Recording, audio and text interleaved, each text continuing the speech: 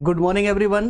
कैसे हो आप सभी दोस्तों। आज की सीरीज में आइडिया ऑफ भारत वाली सीरीज का टाइम हमने चेंज किया है और अब से डेली इस 7 AM पर ही आपकी क्लास होगी। डेली 7 बजे ही क्लासेस होगी आपकी, है ना। आइडिया ऑफ भारत वाली सीरीज, तो सभी स्टूडेंट जो भी फर्स्ट ईयर वाले स्टूडेंट हैं जिनके भी सिलेबस में आइडिया ऑफ भारत है, तो ध्यान रहे डेली आपको 7 AM पर ही क्लासेस होगी। कारण थोड़ा सा आप लोगों को जगाना भी है मेरा, ताकि आप लोग थोड़ा जल्दी उठ जाए, ताकि आपकी स्टडी, क्योंकि एग्जाम टाइम पे आप एकदम परेशान हो, उससे बेहतर है कि उससे पहले थोड़ी अच्छे से तैयारी कर ली जाए। क्लियर दोस्तों, चलिए शुरू करते हैं, अपना आज का सेशन शुरू करते हैं। और आज हम कंप्लीटली बात करेंगे भारतीय संस्कृति पर। जी हाँ, देखिए कितना अच्छा मौका है कि सुबह सुबह उठे और सुबह उठते ही हमें अपनी संस्कृति के बारे में कुछ जानने को मिल रहा है।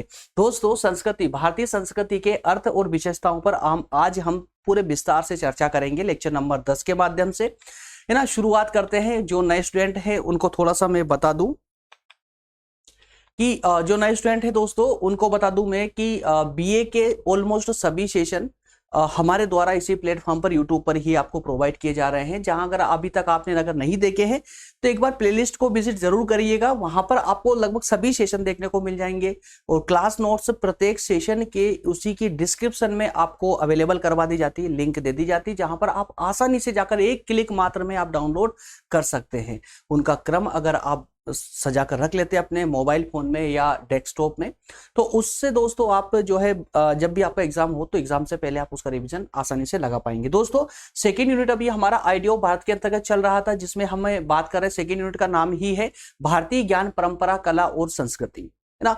तो अब हम जो है इस सेकेंड यूनिट में अब संस्कृति पर अब हम चर्चा हमारी प्रारंभ हो चुकी है, ठीक है ना। तो सेकेंड यूनिट में फर्स्ट टॉपिक हम कंप्लीट कर चुके थे, जिसमें हमने भाषा और लिपियों पर चर्चा की थी। भारतीय भाषा और लिपियों पर कंप्लीट डिस्कशन हमारा हो चुका था, है ना, वो पूरे विस्तार से बात की है। इसके अलावा भारतीय कला पर हमने जस्ट इससे पहले वाला सेशन किया था, जब इवनिंग में क्लासेस चल रही थी उस समय बात की थी हमने।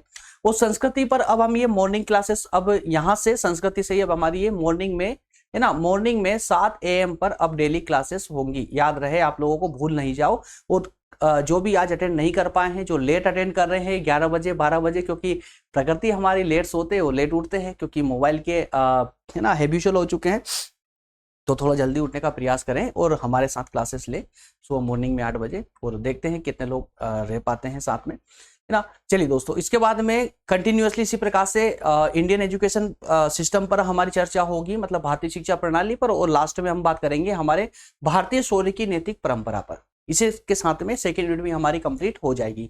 चलिए शुरुआत करते हैं अपने आज के सेशन की। शुरुआत करते हैं दोस्तों, प्रत्येक सेशन की तरह 2 प्रश्न हैं जो इस टॉपिक से संबंधित हैं, या कहें कि इन 2 प्रश्नों का आंसर आपको आज के इस सेशन में मिलने वाला है। क्या प्रश्न है वो? भारतीय संस्कृति की परिभाषा देते हुए भारतीय संस्कृति की प्रमुख विशेषताओं का वर्णन कीजिए, ठीक है ना। Define culture, discuss the silent feature of Indian culture. तो हम आज कंप्लीटली इंडियन कल्चर के बारे में डिस्कस करेंगे, और संभवतः आपको कुछ ऐसी बातें भी जानने को मिलेगी जो इससे पहले, देखिए, समझ सबको है, सभ्यता, संस्कृति, कला, इन सब के बारे में जानते सब है, लेकिन उसको रिप्रेजेंट कैसे करना है, यहां पर एक दुविधा उत्पन्न हो जाती है। उसी दुविधा को आज हम समाप्त कर लेंगे। आज के सेशन के बाद में आपको किसी प्रकार का कोई डाउट नहीं रहेगा कि सर समझ कितनी है और इसमें लिखना कैसे है, कहां से शुरुआत करें, किस प्रकार शुरुआत करें। अब चूंकि आप सभी अच्छे से जानते हैं, क्योंकि काफी लंबे समय से आप लोग मुझे फॉलो कर रहे हैं, तो आप अब अच्छे से जान चुके हैं, समझ चुके हैं कि जिस प्रकार से या जिस फॉर्मेट में मैं पीपीटी आप लोगों के लिए लेकर के आता हूं, ये हूबहू उसी प्रकार की होती है जैसे आपको एग्जाम में आंसर राइटिंग करनी है ना। अगर ये प्रश्न आता है आपका एग्जाम में, तो बिल्कुल हूबहू इसी प्रकार से फर्स्ट पॉइंट आपका होगा व्याख्या का, एक्सप्लेनेशन का, है ना, जिसमें आप संस्कृति के बारे में कुछ सामान्य सी बातें बताएंगे, और आप जो है पूरे टॉपिक में जो भी पूछा गया प्रश्न में, उस प्रश्न से संबंधित जो भी उसकी भूमिका होती है, भूमिका आप यहां पर एक्सप्लेन करेंगे व्याख्या वाले पॉइंट के अंतर्गत। क्लियर है? चलिए तो शुरू करते दोस्तों। व्याख्या से हम आज का सेशन शुरू करेंगे। व्याख्या के अंतर्गत जो हमें मोटी मोटी बातें करनी है टॉपिक को लेकर के, उसके अंतर्गत भारतीय संस्कृति, अगर हम बात करें भारतीय संस्कृति की दोस्तों, देखिए शुरू करें उससे पहले भी ध्यान देना, एक बात हमेशा मस्तिष्क में बिठा लेना कि भारतीय संस्कृति जो है ना, ये सिर्फ भारतीय लोग ही नहीं, अर्थात कि हम तुम ही नहीं, बल्कि पूरे विश्व के जो विद्वान रहे हैं वो भी एक मत है, अर्थात कि पूरी तरह से मान चुके हैं कि भारतीय संस्कृति पूरे विश्व की सबसे प्राचीन संस्कृति और सबसे सभ्य संस्कृति रही है, सिवाय भारतीयों के। हम जानते हैं लेकिन मानते नहीं हैं, और इसी कारण से संभवतः इसी कारण से हम भारतीय हमारी संस्कृति को एडॉप्ट करने की अपेक्षा हम विश्व की अन्य संस्कृति की ओर ताक झांक करते हैं, और अन्य संस्कृतियां, विश्व की जो पाश्चात्य संस्कृति है वो हमें बहुत भाती है। इसी कारण से हम अपनी संस्कृति को छोड़ करके और विश्व की अन्य संस्कृति की ओर आज भी अग्रसर होते जा रहे हैं बड़ी स्पीड के साथ में, और उसे आज का हम फैशन बोलते हैं। जबकि वास्तविकता क्या है? वास्तविकता यह है कि विश्व हमारी संस्कृति की ओर लौट रहा है और हम उनकी संस्कृति के पीछे भागे जा रहे हैं, है ना। तो इसी प्रकार से दोस्तों आज इसी कंसेप्ट पर हम बात करेंगे कि भारतीय संस्कृति कितनी पुरानी है, कैसे होगा यह सिद्ध कितनी पुरानी है ना, और विश्व की अन्य संस्कृतियों के मुकाबले भारतीय संस्कृति किस तरह से सभ्य है ना। तो ये सारी चर्चा आज हम इसमें करने वाले हैं। ध्यान दीजिएगा, भारतीय संस्कृति अन्य संस्कृतियों से सर्वथा भिन्न और अनूठी रही है। ये व्याख्या में देना है आपको ना, ये व्याख्या में देना है कि भारत की संस्कृति विश्व की अन्य संस्कृतियों से। एक बात और ध्यान दीजिएगा, व्याख्या वाला पॉइंट जब आप पढ़ने बैठेंगे ना, थोड़ा सा इसमें अपोजिट चलता है। अपोजिट कैसा? व्याख्या को आप तभी कंप्लीट कर पाएंगे जब उस टॉपिक का पूरा ज्ञान आपके पास होगा, अन्यथा आप व्याख्या नहीं लिख पाएंगे, एक्सप्लेनेशन नहीं दे पाएंगे, है ना। जब तक आपको उस टॉपिक का पूरा ज्ञान नहीं होगा तब तक आप व्याख्या कैसे, क्योंकि आपको पूरे टॉपिक का एक समग्र आपको यहां व्याख्या के अंतर्गत देना होता है ना। तो भारतीय संस्कृति अन्य संस्कृतियों से हमेशा भिन्न, अलग रही है और अनूठी रही है। अनेक देशों की संस्कृति समय समय पर नष्ट होती रही है। विश्व में सिर्फ भारतीय संस्कृति ही नहीं बल्कि कई संस्कृतियां, हजारों की क्वांटिटी संस्कृतियां देखने को मिली है। कई संस्कृतियां जो है उत्पत्ति हुई कई संस्कृतियों की, लेकिन कुछ ही समय बाद वो संस्कृतियां विलुप्त होती नजर आई है। इसीलिए कहा गया है कि विश्व में कई संस्कृतियां उत्पन्न हुई, लेकिन वो समय समय पर नष्ट भी होती चली गई। लेकिन जब भारतीय संस्कृति की बात आती है तो भारतीय संस्कृति हजारों सालों से उसी रूप में आज भी बनी आई है और आज भी निरंतर अपने अस्तित्व को बनाए हुए है। इस प्रकार भारतीय संस्कृति विश्व के इतिहास में सबसे ज्यादा प्राचीन है और अपने रूप को उसी अवस्था में बनाए रखने वाली एकमात्र भारतीय संस्कृति है जो आज भी जीवित है, हजारों सालों से चली आ रही आज भी जीवित है।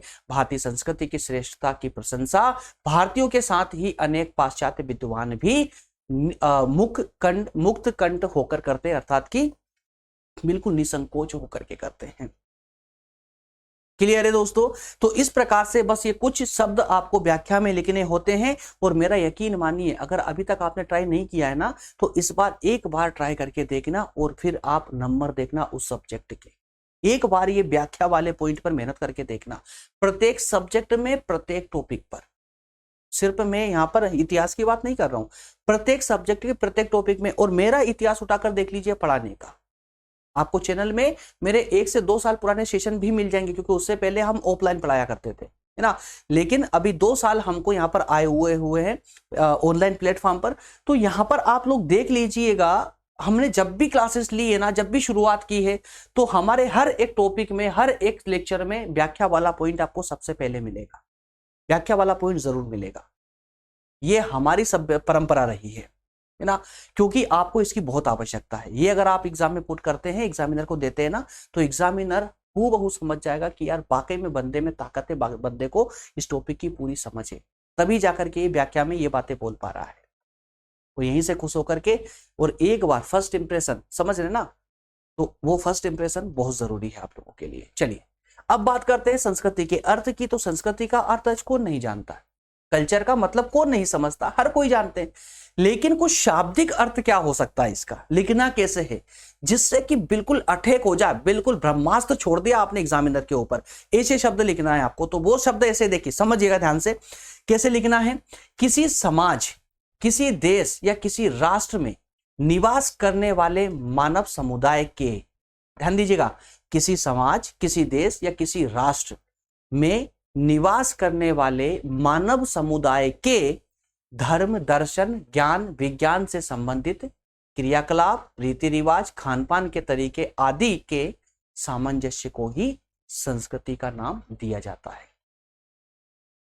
क्या हुआ, मिक्स हो गया सब कुछ? अब ध्यान से सुनिए इसको। किसी समाज में, या ऐसा कहें कि किसी भी देश में, विश्व में किसी भी कोने में जहां पर भी लोगों का, मानवों का समुदाय रहता है या मानव समाज रहती है, उस समाज के धर्म के आधार पर वो किस प्रकार के काम करता है, वो दर्शन के आधार पर किस प्रकार के कार्य करता है, या ज्ञान के आधार पर या विज्ञान के आधार पर वो कैसे काम करता है, उसके रीति रिवाज कैसे हैं, क्योंकि हर धर्म के अलग अलग रीति रिवाज होते हैं।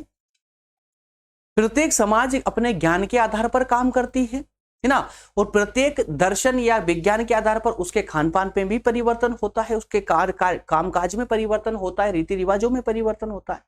तो यह ध्यान दीजिएगा, धर्म और रीति रिवाज, ध्यान दीजिएगा, जिस धर्म का व्यक्ति है, जिस धर्म का पालन करता है, उस धर्म के अनुसार ही वह अपने रीति रिवाजों का निर्वहन करेगा, अपने रीति रिवाजों, अपने क्रियाकलाप करेगा, अपने कामकाज करेगा।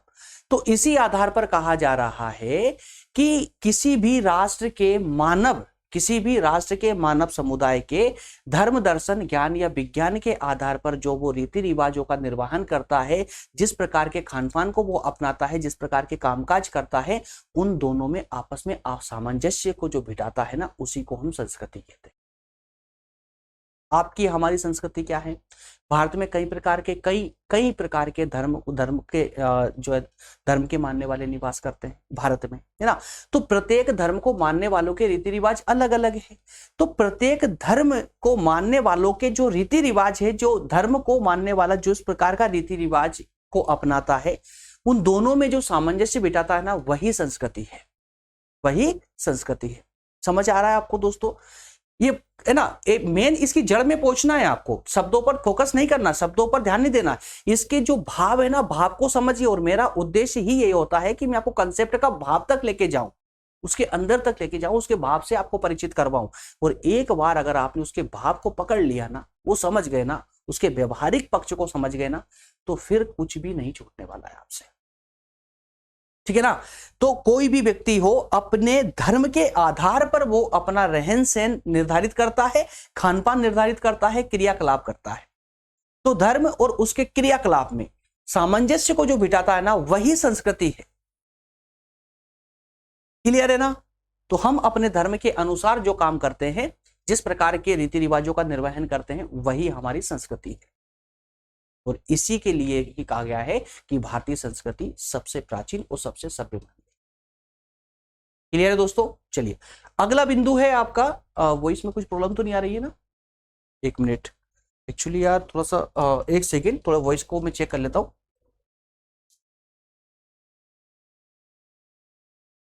थोड़ी सी बबल आ रहे होंगे वॉइस में। हाँ, अब नहीं आएगा, अब नहीं आएगा।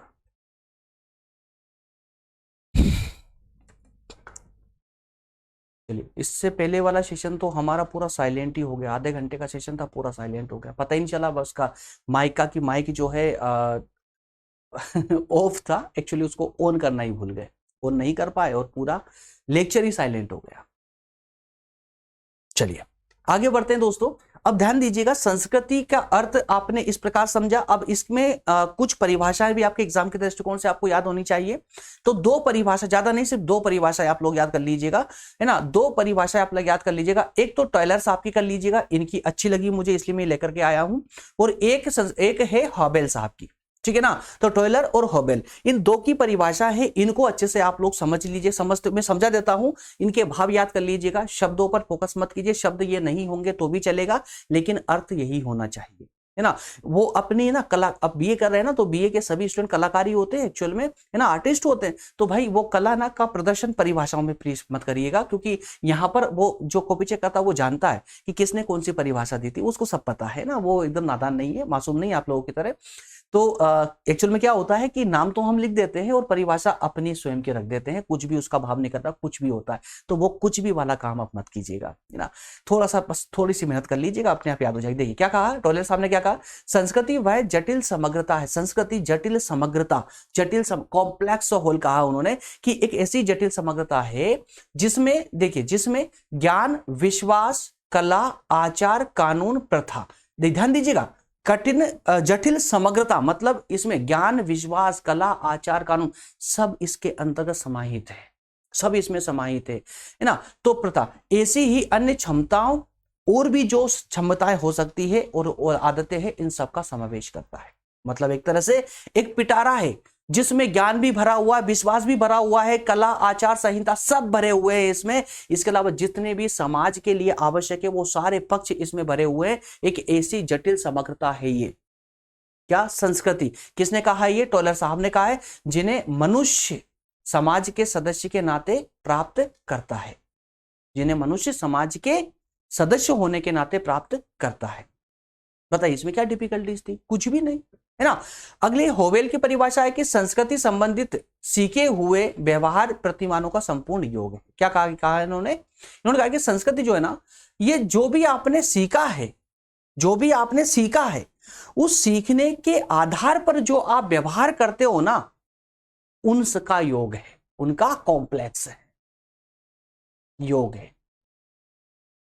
समझे नहीं, जो आपने सीखा है उस सीखने के आधार पर आपने व्यवहार किया, उनका एक समन्वय है, उनका एक कॉम्प्लेक्स है, योग है, जो कि एक समाज के सदस्यों की विशेषताओं को बतलाता है, समाज के सदस्यों की विशेषताओं को, जो कि समाज के सदस्यों की विशेषताओं को बतलाता है, जो इसलिए प्राणी शास्त्रीय विरासत का परिणाम नहीं है, प्राणी शास्त्रीय विरासत का परिणाम नहीं है। यहां पर ध्यान देने योग्य बात यह है कि संस्कृति जो है किसी एक व्यक्ति का परिलक्षण नहीं बल्कि संपूर्ण समाज को परिलक्षित करती है। क्लियर है दोस्तों, दोनों परिभाषाएं आपको अच्छे से याद होनी चाहिए। चलिए आगे का पॉइंट अब डिस्कस करेंगे हम लोग। अब आगे बात करेंगे इसकी प्रमुख विशेषताओं की, जो कि आज के टॉपिक की सबसे प्राण वायु है, आज के टॉपिक की, याद रखिएगा, है ना। तो साइलेंट फीचर्स देखेंगे दोस्तों, साइलेंट फीचर्स, साइलेंट कैरेक्टरिस्टिक्स देखेंगे इंडियन कल्चर के, वो क्या क्या हो सकते हैं। आइए अब मैं आपको आपकी संस्कृति की विशेषताओं से आपको मैं जो है रूबरू करवाता हूं। ये कुछ 10 बिंदु है ना, 10 कम भी कर सकते हैं, लेकिन कम जानिए यार, संस्कृति के बारे में तो जानिए, है ना। तो सबसे पहले बात करेंगे प्राचीनता की, कि कितनी प्राचीन है। उसके बाद सहिष्णुता की बात करेंगे, समन्वयवादिता, प्राकृतिक विविधता, नैतिकता, अहिंसा, व्यापकता, धर्म प्रधान, अवतारवाद, अनेकता में एकता, ये सब हमारी संस्कृति की विशेषता है। और हमारी संस्कृति की ये तुच्छ विशेषता है, कुछ ही विशेषता है, मुट्ठी भर, है ना, पूरी विशेषता नहीं है, कुछ ही विशेषता है, 10 है लेकिन कुछ ही है। आइए एक एक करके थोड़ा सा इस पर डिस्कशन कर लेते हैं, जिससे कि आपके लिए आसान हो जाए। इसी प्राचीनता क्या बताना है आपको, कि भारतीय संस्कृति विश्व की अन्य संस्कृतियों से सबसे ज्यादा प्राचीन रही है, दैट्स ऑल। आइए पढ़ के बताता हूं, यही तो है सब कुछ। देखिए विश्व में कई प्रकार की संस्कृति का उदय हुआ, जैसे यूनानी संस्कृति, सुमेर की, रोम की, कई संस्कृतियां आई, लेकिन एक समय के साथ ये आई तो सही, लेकिन पता नहीं कहां पर ये विलीन हो गई, कब गायब हो गई, पता ही नहीं चला। आज इन संस्कृतियों के अवशेष मात्र ही इधर उधर बिखरे हुए मिलते हैं, है ना। ये संस्कृतियां आज अस्तित्व में नहीं है, इनके बस मात्र अवशेष मात्र इधर उधर बिखरे हुए प्राप्त होते हैं। जबकि भारतीय संस्कृति, जिसका उद्भव 4 से 5 हजार वर्ष पहले का माना जाता है, ये आज भी अपने उसी अस्तित्व को उसी रूप में अपने अस्तित्व को बनाए हुए है। इस प्रकार कह सकते हैं कि भारतीय संस्कृति विश्व की अन्य संस्कृतियों में सबसे ज्यादा प्राचीन मानी जा सकती है। क्लियर है। सहिष्णुता एवं उदारता, हमारी भारतीय संस्कृति की सबसे प्यारी विशेषता, सहिष्णुता एवं उदारता। प्राचीन काल से ही भारत में अनेक धर्म अपने अस्तित्व में रहे हैं। इन विभिन्न धर्मों के मानने वालों के मध्य परस्पर सहिष्णुता एवं उदारता बनी रही है, ठीक है ना। जबकि अन्य देशों में देखा जाए तो धर्म के नाम पर कई प्रकार के संग्राम होते, कई प्रकार की लड़ाइयां होती है, धर्म के नाम पर ही।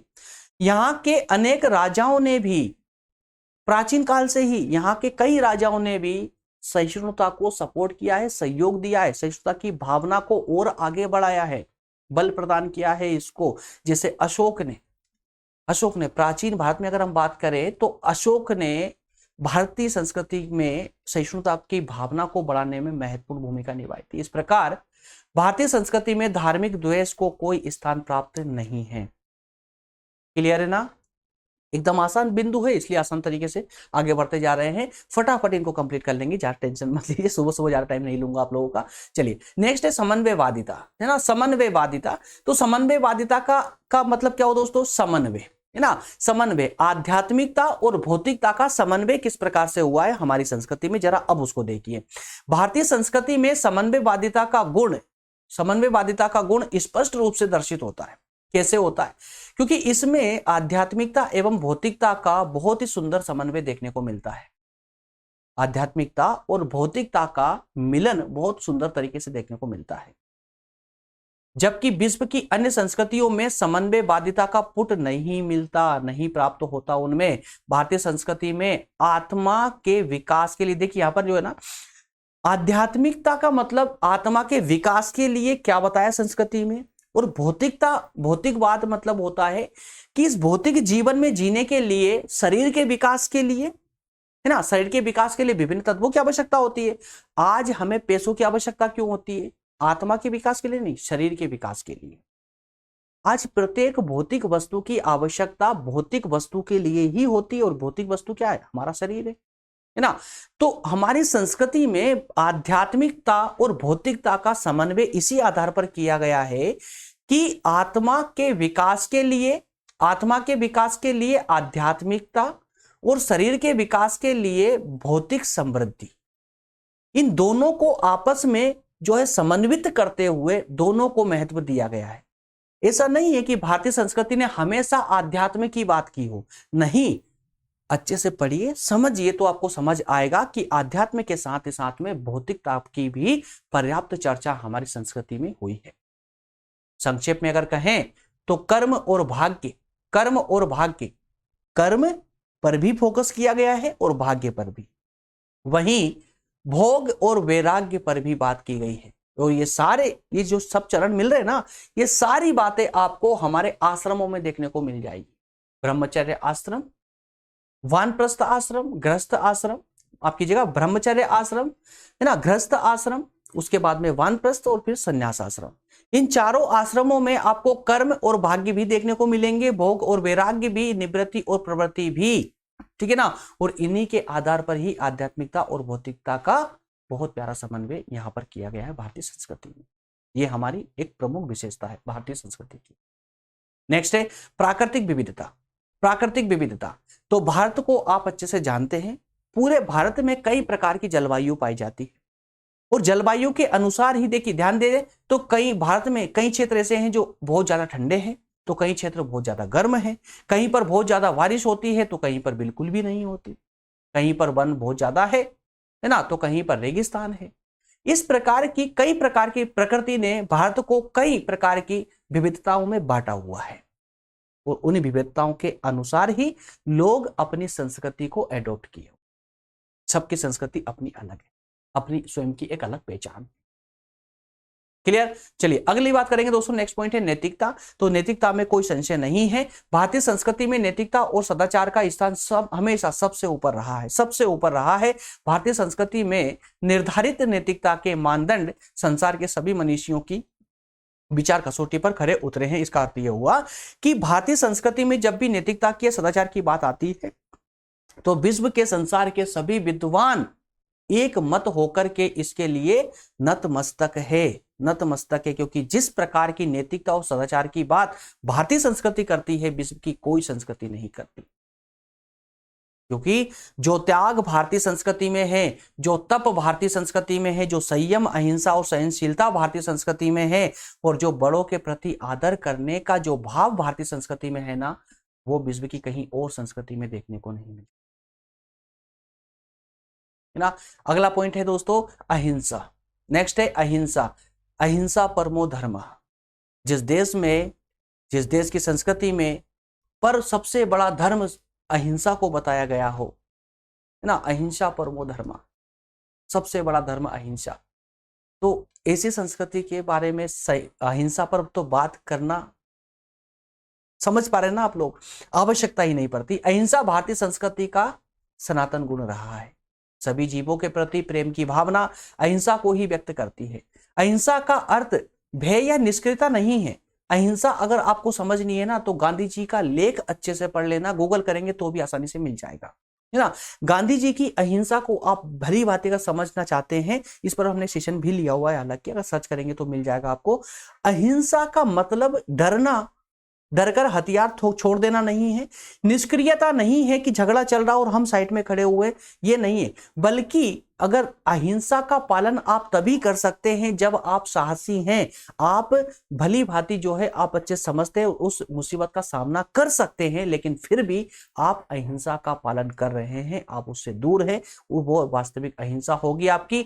करुणा, मैत्री और विनय ये अहिंसा के पालन करने में बड़े ही सहायक तत्व होते हैं, है ना। आसान से पक्ष हैं, इसलिए मैं आसानी से और बिल्कुल नॉर्मल तरीके से समझाया जा रहा हूं।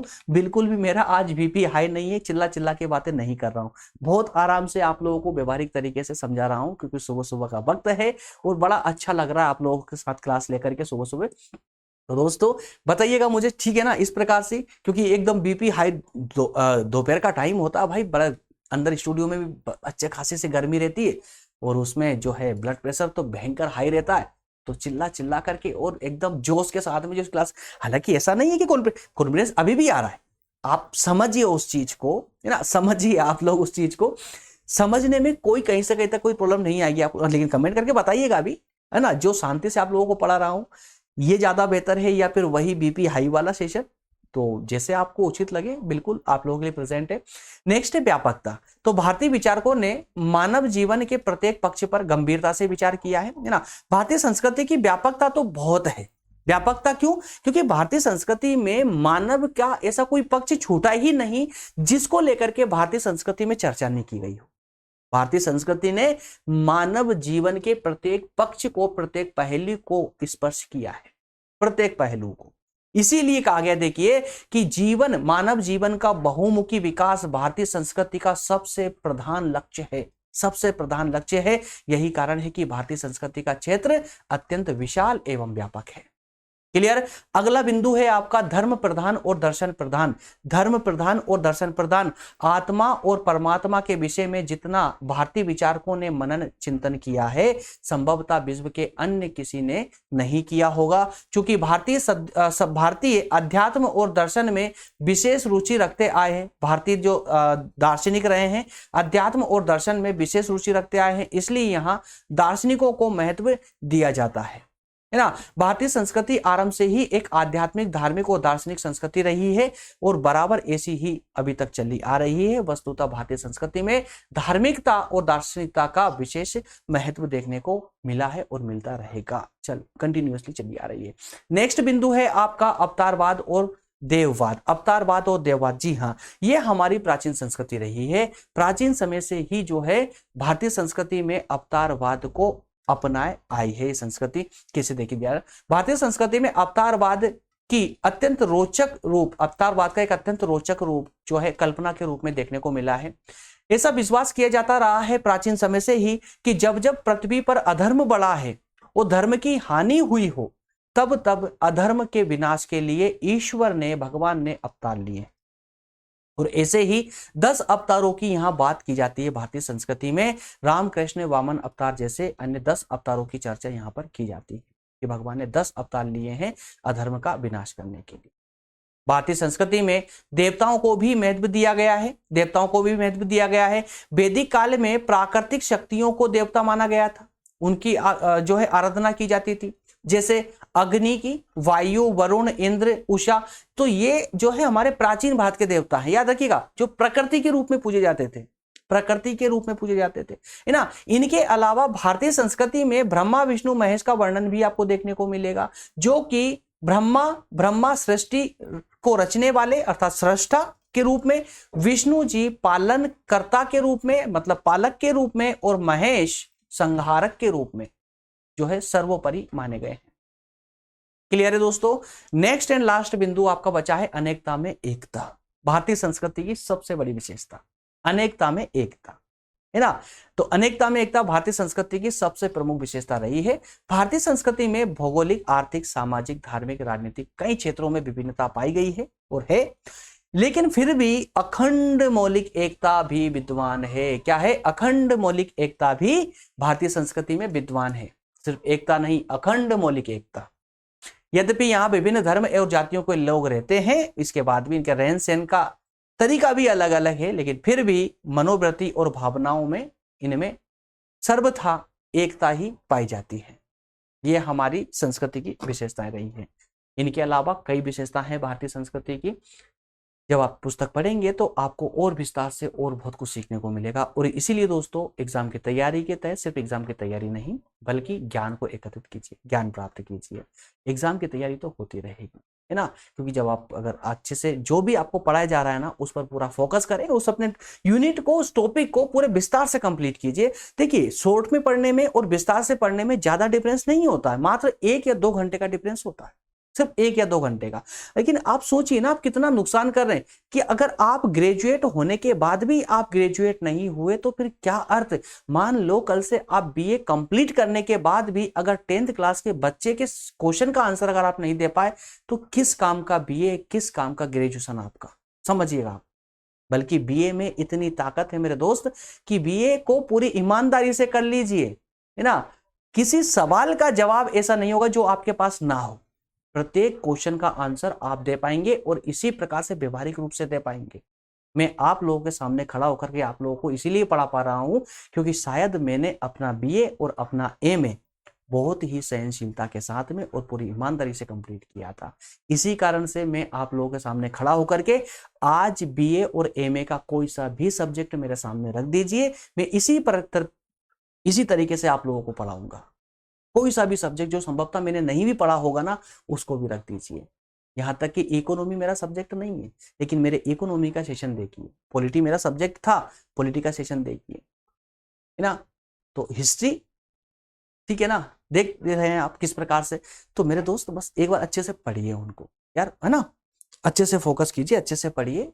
संभवतः बिल्कुल आपका जो है ज्ञान में वृद्धि होगी, तो एग्जाम की तैयारी करने की जरूरत ही नहीं पड़ेगी, अपने आप तैयारी हो जाएगी।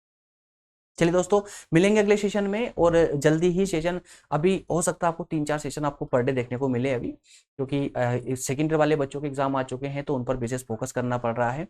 तो अभी फर्स्ट ईयर वाले बच्चे बस ज़्यादा नहीं, सिर्फ इस मंथ और थोड़ा सा एडजस्ट करके चल लीजिएगा। उसके बाद कंटिन्यू 3 से 4 सेशन आपको स्वयं मिलेंगे, लाइव क्लासेज मिलेगी। और इसके अलावा व्हाट्सएप ग्रुप पर तो आपको क्लियर है ना, 5 सेशन आपको रिकॉर्डेड क्लास के मिल रहे हैं व्हाट्सएप ग्रुप पर, है ना। इसके अलावा 1 सेशन या 2 सेशन आपको लाइव क्लासेस के मिल रहे हैं, तो इतना पर्याप्त है मेरे ख्याल से। चलिए अगले सेशन में दोस्तों, इसी की अगले सीरीज में, मतलब कल सुबह 7 बजे फिर से हम बात करेंगे भारतीय शिक्षा प्रणाली पर। क्लियर है? भारतीय शिक्षा प्रणाली पर पूरे विस्तार से डिस्कशन होगा, एक ही सेशन में होगा, जितना लंबा जाएगा चला जाएगा, लेकिन पूरे विस्तार से बात करेंगे भारतीय सिस्टम पर, ठीक है ना। ओके दोस्तों, मिलेंगे अगले सेशन में। और जो दोस्त नए हैं वो देख ले, डिस्प्ले हो रहे हैं, यहाँ से आप जो है हमारे व्हाट्सएप नंबर ले सकते हैं। व्हाट्सएप नंबर लेकर के और यहाँ पर इस पे कमेंट कर दीजिएगा, मुझे रिक्वेस्ट सेंड कर दीजिएगा, अपना नाम, स्टेट का नाम लिखकर, यूनिवर्सिटी का नाम लिख करके और अपनी क्लास लिख करके, और लास्ट में लिख दीजिए कि सर मुझे ज्वाइन होना है ग्रुप में। तो उसी क्लास के ग्रुप में आपको ज्वाइन कर दिया जाएगा। और आप अगर ये नंबर सेव करना नहीं चाहते हैं, कोई बात नहीं, डिस्क्रिप्शन में जाइए, वहां पर सभी ग्रुपों की लिंक दी गई है, डायरेक्ट क्लिक करेंगे, एक ही क्लिक में आप ऐड हो जाएंगे। क्लियर है? टेलीग्राम पर भी आप जो है हमें ज्वाइन कर सकते हैं। टेलीग्राम ग्रुप पर ज्वाइन करेंगे तो आपको तीनों फर्स्ट, सेकंड और थर्ड ईयर की सभी क्लासेस आपको एक ही प्लेटफॉर्म पर मिलेगी। अगर आप किसी प्रतियोगी परीक्षा की तैयारी कर रहे हैं तो आपके लिए बहुत बेहतर होगा वो प्लेटफॉर्म। कौन सा? टेलीग्राम प्लेटफॉर्म, क्योंकि वहां पर आपको कोई सा भी सेशन नहीं छोड़ना है। अगर आप किसी प्रतियोगी परीक्षा की तैयारी कर रहे हैं ना, तो आपको कोई से भी सेशन को छोड़ना नहीं है, प्रत्येक सेशन अटेंड करना है।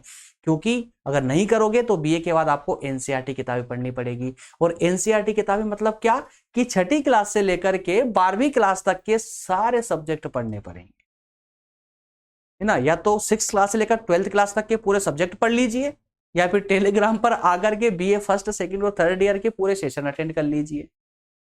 मैं दावे से बोलता हूं, अगर आपने पूरे एक भी सेशन नहीं छोड़ा ना, तो आपको जीवन में कभी एनसीईआरटी की तैयारी करने की जरूरत नहीं पड़ेगी, एनसीईआरटी पढ़ने की आवश्यकता नहीं पड़ेगी, है ना। यूपीएससी की भी अगर आप तैयारी कर रहे हो ना, तो भी, क्योंकि ये सारी क्लासेस हमारी एनसीईआरटी बेस्ड है। एनसीईआरटी कंटेंट को पूरा हूबहू हम इसमें लेकर के आते हैं।